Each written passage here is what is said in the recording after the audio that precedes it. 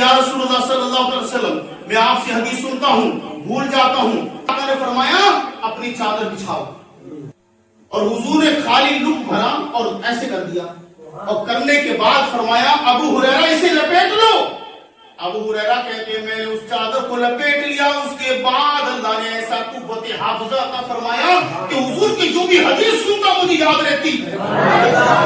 قتادہ آنکھ پھوٹ گئی, ان کی آنکھ پھوٹ گئی, آنکھ کا ڈر لیا یا رسول اللہ میری آنکھ پھوٹ گئی. حضور نے فرمایا صبر کرو کہ نہ یا رسول اللہ ٹھیک کرو. حضور نے کیا ہے آنکھ کا ڈر رکھا, دعا میں دھیان لگا, اللہ نے حضرت قتادہ کی آنکھ کو ٹھیک کر دیا. تو سوال یہ قتادہ کس نیت سے گئے تھے اللہ کے پاس, شفا اللہ دے گا. حضور فرمایا جا مسجد کے اندر قتادہ اللہ سے مانگ. تو پیارے صحابہ کا عقیدہ یہ تھا دے گا تو خدا ہی, لیکن دعائیں مصطفیٰ سے دے گا. رسول اللہ صلی اللہ علیہ وسلم نے ارشاد فرمایا ایک زمانہ آئے گا, ایک زمانہ آئے گا. سوچے کیا ایک زمانہ, حضور کیا خبر دے رہے, فیوچر کی بات بتا رہے, فیوچر کی اللہ نے بتایا. ارے بھائی ہم یہی تو کہتے ہیں علم غیب کہتی اسے ہے کہ عطا خدا کرے بتائیں مصطفیٰ. یہاں کوئی بزرگ اللہ والے ایسے ہیں تابعی کی صحبت میں رہی ہوں تو جواب ہوگا ہاں ہے. تو ان تابعی کی صحبت میں رہنے والے بزرگ کی برکت سے اللہ تعالیٰ مسلمانوں کو فتح عطا فرمائے گا. دیکھیے اللہ کے نیک بندوں کی شان کیا ہے. ابن ماجہ کی حدیث باقی حدیث نمبر 3685 ہے. قیامت دن جب ہر شخص اپنی نجات کے لیے فکر مند ہوگا تب اللہ تعالیٰ کسی خاص رحمت سے کچھ نیک بندے, کچھ اللہ والے اور یا اللہ دوسرے لوگوں کی شفاعت فرمائیں گے. اور پھر کیا ہے بندے ایک دوسرے کی طرف جائیں گے, اور پھر کیا ہے جب اللہ والے نیک لوگ سفارش کر رہے ہوں گے, ابھی تو بھی جا جنت, اللہ اسے معاف کر دے, اللہ اسے معاف کر دے. تو آپ علیہ السلام فرماتے ہیں کچھ ایسے بندے ہوں گے وہ آئیں گے کہ حضور آپ ہمیں جانتے ہیں, ہم نے آپ کو سلام کیا تھا. اچھا سلام کیا تھا, یا اللہ اسے بھی معاف کر دے, جا تو بھی جنت میں جا. کچھ لوگ آئیں گے حضور ہم نے آپ کو پانی دیا تھا وضو کے لیے, اچھا پانی دیا تھا, یا اللہ اسے بھی معاف کر دے, جا تو بھی جنت میں جا. کچھ آئیں گے یا اے اللہ کے نیک بندے ہم نے آپ کو پینے کے لیے پانی دیا تھا, اچھا پانی دیا تھا, یا تو کچھ نہیں لیکن دیا تھا, ہاں دیا تھا, یا اللہ اسے بھی معاف کر دے. حضور فرماتے ہیں اللہ کے نیک بندوں کو وہ لوگ اپنے اپنے واقعات یاد دلواتے جائیں گے. اور کچھ لوگ ایسے بھی ہوں گے کہ ہم آپ سے محبت کرتے تھے, اچھا محبت کرتے تھے, یا اللہ اس سے بھی بخش دے. حضور فرماتے ہیں اللہ ان کی شفاعت قبول فرمائے گا اور ان کے گناہوں کو معاف کر کے جنت میں داخل فرما دے گا. نعرہ تکبیر, نعرہ رسالت, علماء اہل سنت, مسلک اعلی حضرت, نعرہ تکبیر, نعرہ رسالت. اب کیا ہے واسطہ وسیلہ, کتنا وسیلہ, یا اللہ اس کے صدقے میں ایسا کر دیا, اللہ اس کے صدقے میں, یہ کوئی ریفرنس ہے یا نہیں, یعنی ریفرنس ہے اس کا. واسطہ اور وسیلے سے دعا قبول ہوتی ہے. کیا آپ نے قرآن نہیں پڑھا, قرآن کے اگر آپ پڑھیں گے تو ترجمہ قرآن پڑھا ہو تو آپ یہ آیت ضرور پڑھیں گے جس کا ترجمہ یہ ہے کہ یہ لوگ اس سے پہلے کسی نبی کے وسیلے سے دعائیں کرتے تھے, اور جب آ گیا ان کے پاس وہ نبی ان کا انکار کر رہے ہیں. یہودی لوگ, یہودی نبی کی آمد سے پہلے حضور کے وسیلے سے دعا کر دیا اللہ اس نبی کے وسیلے سے ہمیں فتح عطا فرما دے. قرآن میں فرمایا جب وہ نبی آ گیا اب انکار کر رہے ہیں. ٹھیک ہے نا.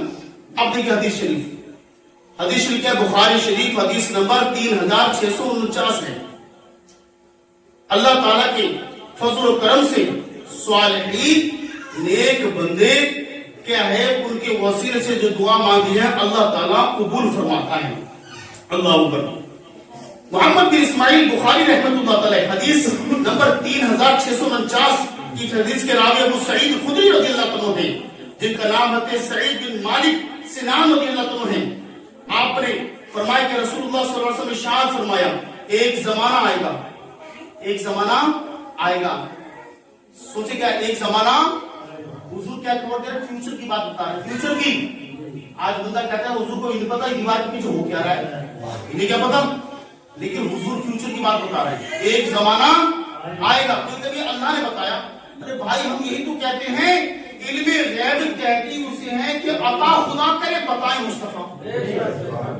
علم غیب اسی کا نام ہے. اگر یہ کہے کہ نبی خود اپنی طاقت پاور سے جانتے ہیں اللہ کے بتانے سے نہیں تو شرک ہو جائے گا, اللہ کے برابر ہو جائے گا.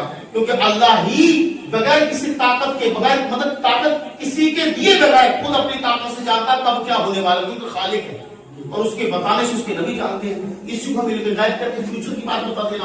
آقا علیہ السلام فرماتے ہیں ایک زمانہ آئے گا اہل اسلام کی جماعت اللہ کی راہ میں جنگ کرے گی, تو ان سے پوچھا جائے گا کیا تمہارے ساتھ رسول اللہ کے کوئی صحابی ہیں؟ وہ کہیں گے ہاں ہیں.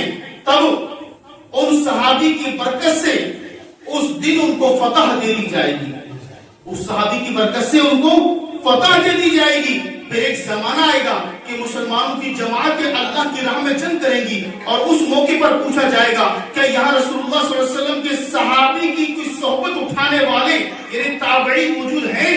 تو جواب ہوگا ہاں موجود ہیں. تو اللہ تعالیٰ ان کے وجود کی برکت سے فتح عطا فرمائے, وجود کی برکت سے. اور اس کے بعد ایک زمانہ ایسا آئے گا کہ مسلمانوں کے گروہ جماعت اللہ کی راہ میں جنگ کریں گی, اور اس وقت سوال اٹھے گا, پوچھا جائے گا کہ یہاں کوئی بزرگ اللہ والے ایسے ہیں جو رسول اللہ کے کسی صحابی کی صحبت میں, کسی تابعی کی صحبت میں رہی ہوں؟ تو جواب ہوگا ہاں ہیں. تو ان تابعی کی صحبت میں رہنے والے بزرگ کی برکت سے اللہ تعالیٰ مسلمانوں کو فتح عطا فرمائے گا. اور قوم, یہ حدیث آپ نے سنی کہ حضور علیہ السلام اللہ کی طرف سے یہ عطا فرمائے گا, یعنی اللہ تعالیٰ اپنی طرف سے فتح عطا فرمائے گا. کہ برکت کس کی ہوگی؟ اللہ کے نیک بندوں کی. عطا کس کو؟ خدا کی. تو کیا بتا رہا؟ اللہ کے نیک بندوں کی برکت سے مصیبتیں ٹلتی ہیں. اللہ کے نیک بندوں کی برکت سے اللہ مصیبتوں کو ٹالتا خدا ہی ہے, ذریعہ اللہ کے نیک بندے ہوتے ہیں. بخاری شریف حدیث نمبر 3648 میں ہے.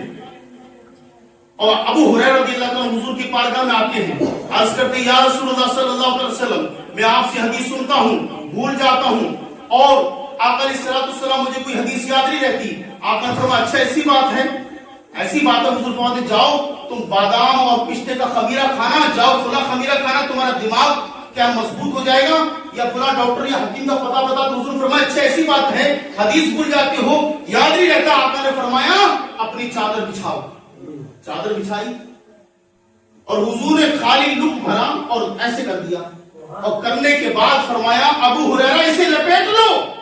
ابو ہریرہ کہتے ہیں میں نے اس چادر کو لپیٹ لیا. اس کے بعد اللہ نے ایسا قوت حافظہ عطا فرمایا کہ حضور کی جو بھی حدیث سنتا مجھے یاد رہتی.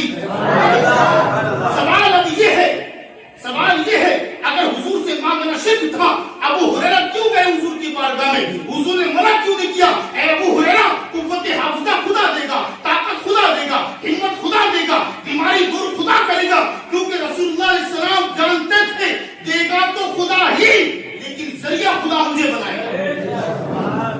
حضور نے خالی رک دیا اور اللہ نے قوت حافظہ فرما دی. کہ حضور دعا بھی کر سکتے تھے یا اللہ ابو ہریرہ کی قوت حافظہ مضبوط کر دے. ایسے حضور کے بہت سے واقعات ہیں. تو پیارے حضور کا وقتاً ایسا بدلا مطلب کیا ہے؟ حضور دعا کے ذریعے بھی عطا کر سکتے ہیں, خالی دعا کے ذریعے بھی عطا کر سکتے ہیں. اور یاد رہے اسی طرح سب خزانے خدا کے ہیں, بانٹتے مصطفیٰ ہیں. ٹھیک ہے نا. اور صحابہ کرام کا عقیدہ ہی تھا.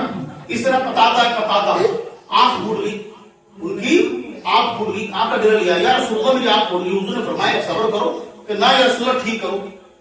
کہا صبر کرو اللہ تمہیں جزا عطا فرمائے گا. کہ حضور علیہ السلام آپ ٹھیک کیجیے. حضور نے کیا ہے آنکھ کا ڈر رکھا, دعا میں دھیان لگا, اللہ نے حضرت قتادہ کی آنکھ کو ٹھیک کر دیا. تو سوال یہ قتادہ کس نیت سے گئے تھے غیر اللہ کے پاس؟ شفا اللہ دے گا. حضور فرمایا جا مسجد کے اندر, قتادہ اللہ سے مانگ. تو پیارے صحابہ کا عقیدہ یہ تھا دے گا تو خدا ہی, لیکن دعائیں مصطفیٰ سے دے گا. ہمیں بتاؤں ڈائریکٹ حدیث کو ماننے کا نتیجہ کیا ہوتا ہے, ہم اس کا بیک گراؤنڈ جانیں گے. جب تک پانی کا رنگ نہ بدل جائے, اس کی کیا خوشبو نہ بدل جائے, اس کا کلر نہ بدل جائے, تب تک پانی پاک مانا جائے گا. یہ کہہ رہی حدیث, پانی پاک ہے. اب سوال ہے اگر حدیث کا عمل کریں تو ایک ٹینک 1000 لیٹر کا ہے, ہمارے چھت پر رکھا ہوا. بندر آیا, اس نے پیشاب کر دیا. بندر آیا, اس نے پیشاب کر دیا.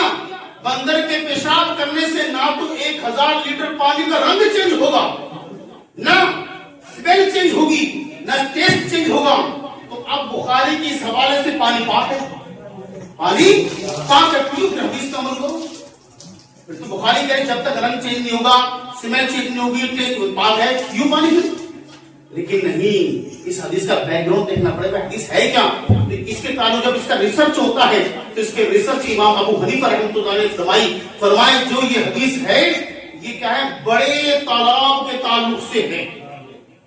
اگر بڑا تالاب ہے جسے کہتے ہیں حوض، اگر اس کا رنگ چینج ہو گیا گندگی پڑنے سے، اسمیل چینج ہو گئی، اس کا ٹیسٹ چینج ہو گیا، اب وہ ناپاک ہوگا، اگر چینج نہیں ہوا تو پاک مانا جائے گا۔ لیکن جو بڑا تالاب نہیں ہے، بڑا حوض نہیں، چھوٹے ٹینک شینک ہے، چھوٹے پانی ہے، اگر ایک قطرہ بھی پیشاب کا پڑ جائے گا فوراً ناپاک ہے۔